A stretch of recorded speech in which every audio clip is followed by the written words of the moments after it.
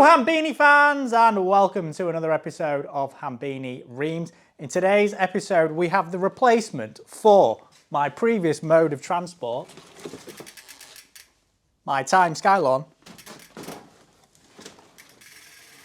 which has now been rendered redundant because I have this new Iscooter I10 Plus. It's 800 watts and it says on the box it's only suitable for people over 14, so that could be a bit of a problem.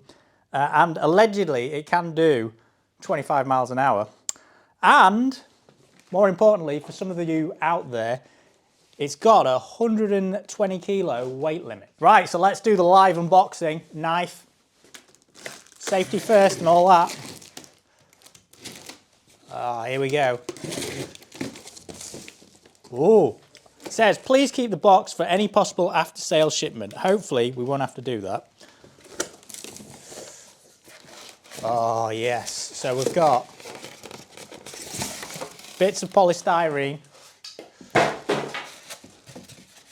More bits of polystyrene. The handlebars are here.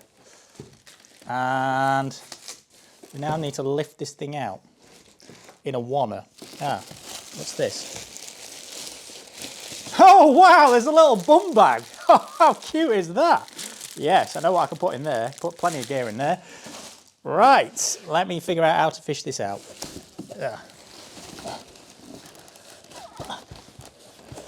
Fuck.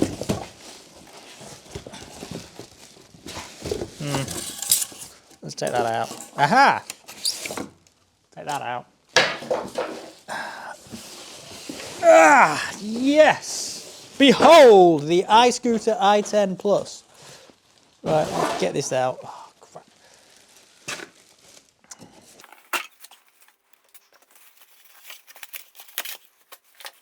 Well, that's the packaging out of the way. So this is the scope of delivery. So what we've got this, which is rather cute. It is a spare inner tube and looks like a Schrader valve. Schrader valve, nice. This is the handlebars. I can't find a manual yet, but we'll come to that. And this is the plastic round it. And in here, I don't know what's in there. Let's get the knife out. Oh, probably didn't need it. Damn, I wanted to get the knife out. Right, let's have a look. Ooh. So that looks like it's the charger.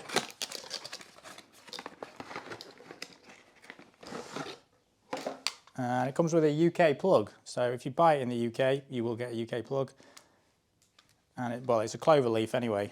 So I think they're called IEC connectors. So that's fairly run of the mill. It is 42 volts, 2 amp output, 84 watts, and it will take 110 to 240. So if you're in the States or North America or even Japan, you can just change that plug and you will still be able to charge. The other things we've got are like a toolkit, which has got some screws, and I think it's like a 3, 4 and 5 mil Allen key.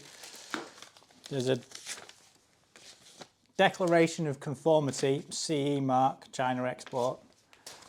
Shenzhen Xinjiang Times something directive. The manual. And Your Problem Our Aim. So if you've got a problem with them, then you can hit them up on various channels. So there's like addresses for UK, US, EU, Germany. And then this manual, we'll have a look through that in a second. So in the instructions, there's only actually one thing to do, and that is we need to attach the handlebars. Now, in the instructions, it says there's 4 screws. And that's this pack here, but there's actually 6. So they're giving you 2 if you're a complete numbskull and get it wrong. So let's get these screws in. So you just line that up.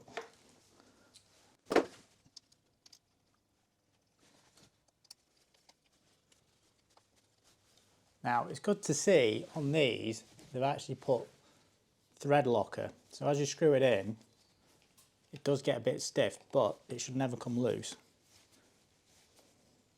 So we'll just put that in loosely so we can get them all lined up.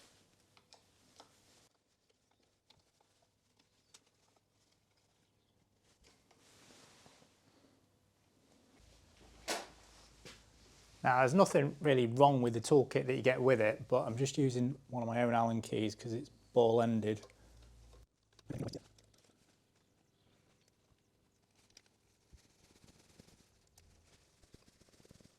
Then we can go around here and tighten these two up, which are the ones at the back. I put the bum bag on. The straps are quite long, so if you've got something else to add in there, that's quite useful.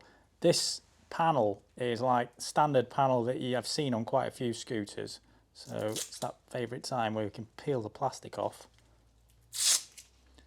and then give it a go. Now, let's turn it on. Hopefully some power in it. Yes, there we go. Right, I think if you press it once, that turns the light on. Oh, that is bright. That turns it off. Not sure how to change the speed settings, because there's only one button on it. Alright, quick tug. Right, sport mode. Right, let's give this a go. Right, so in sport, there are the indicators. Oh, that is neat. It gives you an audible warning, and then the indicators are on. There's the other side. The bell. And the brakes. Right, the brakes are set up like a UK push bike. So, oh yeah. So when you press the brake, you can see the back light flashing, and also it is doing the back brake. Once we do the front brake, that's also turning the brake light on. And the right hand lever does the front brake, which is a drum on the front and a disc on the back. We've also got a kickstand here and the charging port there.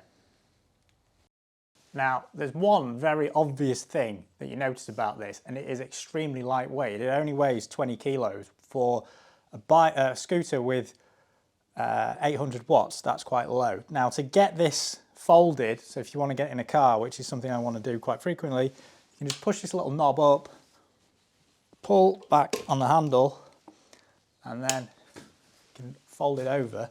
And there's a little tab here, so you can hook that onto the back of the scooter, and then you can lift it. And that is exceptionally lightweight given the power.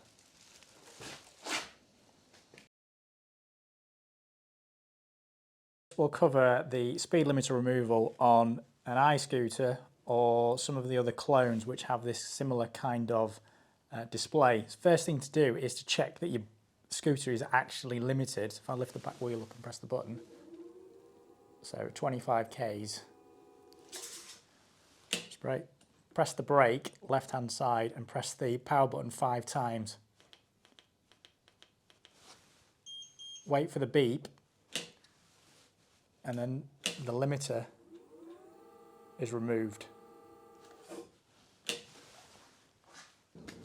Now, one of the main advantages of this scooter is it will fit nicely into the back of a car, and it's really quick to do it.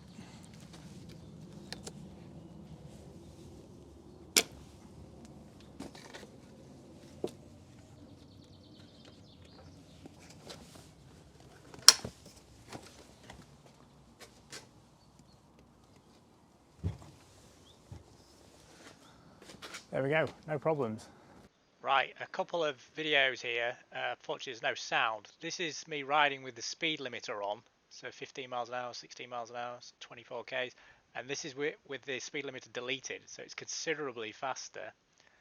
And then this is a brake test from delimited to a stop.